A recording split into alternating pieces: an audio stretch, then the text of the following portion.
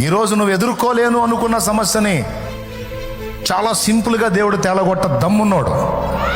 ఆయనకు సాధ్యమే.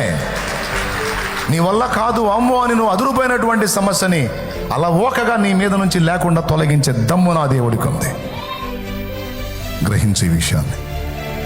అవిశ్వాసమై ఉండొద్దు, సందేహంతో నింపబడద్దు, ఎప్పుడు నెగిటివ్ తలంపులు ఉండొద్దు. ఇంతవరకు కాచాడు, ఆయన చిత్త ప్రకారం చేశాడు, ఇక ముందు నీకు తోడై ఉంటాడు. సమస్తాన్ని సమకూర్చి నీ మేలుకే తెస్తాడు. ఇదే నమ్మాలి.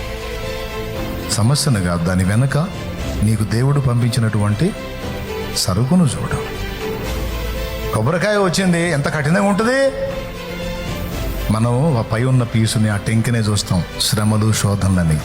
వాటి లోపల ఉన్న మధురమైన కొబ్బరి, అందులో ఉన్న తీయని నీరు, ఈ రెండు దాటుకుంటే అది అందింది నీకు. అది విషయం.